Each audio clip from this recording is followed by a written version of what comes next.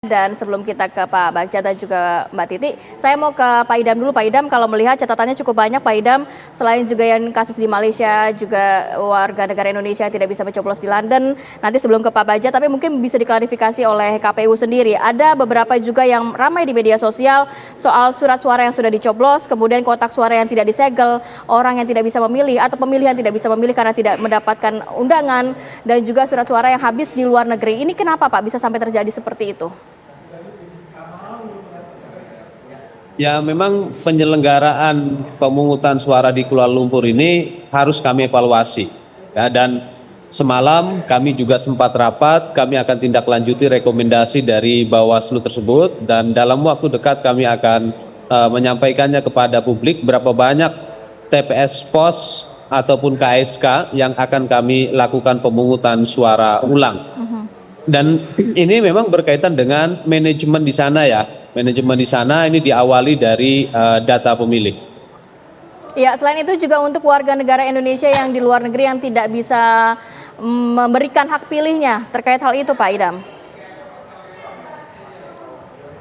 Penggunaan penggunaan hak pilih itu diatur dalam peraturan perundang-undangan sehingga tidak seluruhnya warga negara itu dapat menggunakan hak pilih. Misalnya, ada warga negara dari Indonesia datang ke luar negeri tanpa memproses surat keterangan pindah memilih, yang bersangkutan tiba-tiba pada hari H pemungutan suara di TPSLN ataupun di KSK ingin menggunakan hak pilihnya, maka sudah pasti yang bersangkutan tidak akan diberikan hak pilihnya. Ya, seperti itu. Atau ada ya, atau ada warga negara yang namanya dicatat dalam DPT pos, yang bersangkutan surat suaranya sudah dikirim, tiba-tiba ingin menggunakan hak pilihnya di TPSLN. Nah, itu juga tidak bisa kami berikan. Ya, jadi pada prinsipnya penggunaan hak pilih warga negara itu harus mengacu pada peraturan yang berlaku. Tidak seperti dalam konteks interaksi sosial ketika ketemu seseorang maka dia bisa melakukan sesuatu. Itu nggak bisa. Baik, terima kasih Pak Idam. Kalau Pak Bagja mungkin boleh ditanggapi juga terkait surat suara yang sudah dicoblos di Malaysia, kemudian juga masih ada kasus-kasus seperti di Paniai, Papua yang sampai ada bakar-bakaran ini, seperti apa? Oke, kalau Paniai, Papua ada Puncak Jaya juga hasil terakhir, jadi kita akan lihat teman-teman akan sampai tembak-tembakan. Yeah. Ada pembakaran, kami lagi memastikan kepada aparat keamanan agar pengawas TPS dan juga KPPS aman dari hal itu. Walaupun di Puncak Jaya agak menyeramkan ya, tapi kami bekerjasama dengan teman-teman polisi dan aparat keamanan untuk kemudian mengamankan prosesnya. Nah, kalau di luar negeri itu catatannya banyak loh negeri. Tidak hanya yang tadi sudah diinformasikan bukan hanya ya Pak Kuala Lumpur, akan tapi London misalnya. Tapi dari secara keseluruhan, ya alhamdulillah bisa dilaksanakan dengan baik ya.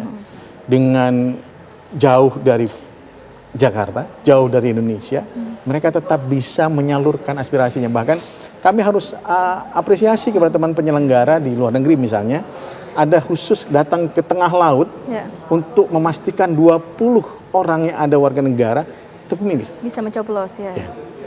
Jadi proses itu telah dilakukan dengan baik. Nah, Kuala Lumpur ini kita sudah sentil di awal sebenarnya Kuala Lumpur ini. Pertama adalah proses pantarlihnya.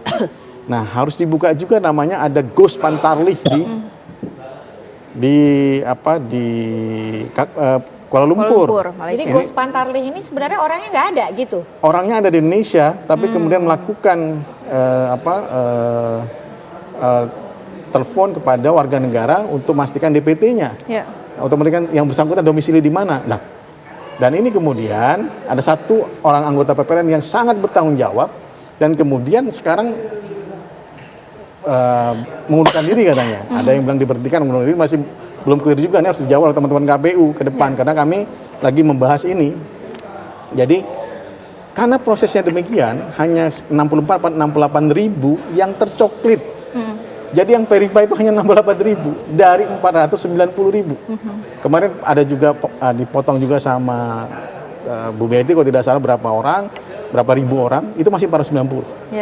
Dengan proses seperti itu dapat dibayangkan bahwa metode yang paling confirm pada saat sekarang adalah metode di TPS. Itu coklit langsung itu. Iya. Nah, dengan adanya kemudian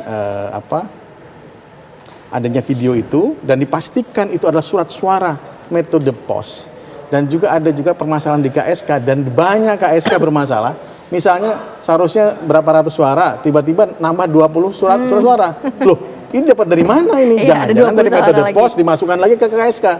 Dan ini yang tidak unclear. Kemudian KSK-nya juga bukan KSK-nya yang mendekati pemilih yang sudah datang ke KSK. Nah, prinsipnya kan akhirnya bermasalah. Nah, teman-teman Panwas Kuala Lumpur menyampaikan kepada kami. Jadi khusus saya ketemu Mas Idam nih, khusus untuk Kuala Lumpur. Memang khusus untuk Kuala bagi Lumpur. KPU RI dan Bawaslu RI menjadi perhatian penting. Apresiasi buat teman-teman KPU. Jadi teman-teman KPU langsung turun, kami juga langsung turun. Jadi untuk membantu teman-teman, karena begitu banyaknya data, teman-teman Panwas Kuala Lumpur, kami harus turunkan tim khusus dari Jakarta. Kemudian Sentral Gakumdu juga kami turunkan untuk membahas dari video tadi. Namun ada keterbatasan yurisdiksi di situ untuk kasus yang pidana pemilunya.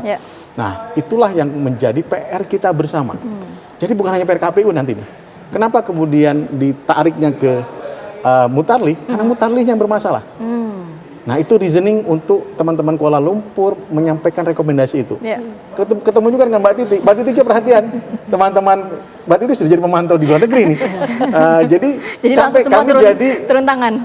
Jadi seperti anggota PPLN melakukan sosialisasi, Pak, lihat nomor pasportnya. Nah, nomor paspor yang barunya itu tidak terdaftar di DPT. Mereka sudah stres. Wah, kami masa harus balik ke Medan, harus balik. Coba lihat paspor yang lama. Rupanya paspor yang 5 tahun yang lalu yang masih dipakai nomornya. Ada DPT-nya. Mereka langsung gembira. Nah, kegembiraan itulah merupakan kegembiraan buat kami. Nah, jadi dengan demikian PR-nya bukan hanya PR KPU. Bukan hanya PR KPU RI, bukan hanya PR Bawaslu, bukan hanya PR penyelenggara pemilu ya. Tapi PR pemerintah. Kemenlu, Dukcapil, tenaga kerja harus memastikan warga negara kita yang hadir di situ. Ini PR bareng-bareng. Oleh sebab itu, walaupun Kemenlu dengan KPU dan Bawaslu sangat punya kerjasama dan sangat baik, tapi kan ini kerja sehari-hari ke depan. Oleh sebab itu ada usulan. Apakah kemudian nanti masanya diperpanjang ad hoc PPLN itu untuk kemudian mengawal pemutahiran data pemilih dari mulai awal, kemudian atau ada dua teman-teman PPLN menjadi permanen. Jadi kemudian tugasnya apa? Memastikan itu bekerja sama dengan Kemenlu, tenaga kerja dan lain. Nah, ini yang ke depan, tapi di daerah-daerah besar saja, Kuala Lumpur. Kalau yang DNH masih bisa tercoverage. Misalnya Hong Kong, Taipei, dan juga Jeddah. Nah, ini PR kita bersama.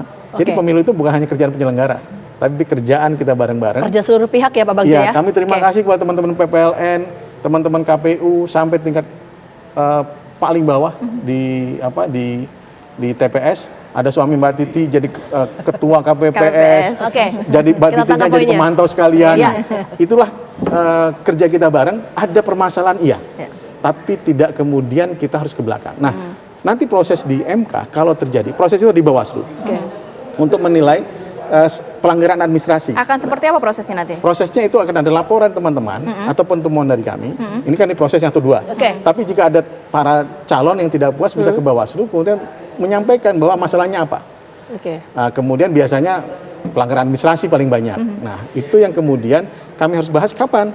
Berakhir sampai 20 Maret. 20 Maret sebelum kasus itu, setelah kasus itu diajukan ke MK, kami harus stop menurut PKPU dan Bawaslu. Jadi pelanggaran administrasi itu yang biasanya masuk ke Bawaslu ya? Kita ditambah dengan pelanggaran pidana, karena ada pelanggaran administrasi terstruktur, sistematis, dan masif. Kita tangkap poinnya Pak Bagja, mohon maaf sekali karena waktu terbatas. Terakhir ke Mbak Titi. Mbak Titi, soal tadi adanya potensi sengketa pemilu, itu kan bisa ke Bawaslu, dengan pelanggaran administrasinya bisa ke MK. Misalnya ke MK, Mbak Titi, kan potensi ya?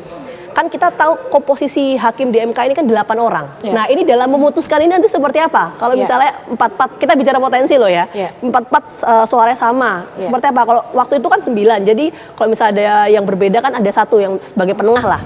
Bahasa sederhananya Tapi seperti sebelum situ saya boleh sedikit menambahkan ya. Menurut saya persoalan pemilu di luar negeri, khususnya di Kuala Lumpur itu ada beberapa hal. Pertama, soal sosialisasi. Itu problem mendasar.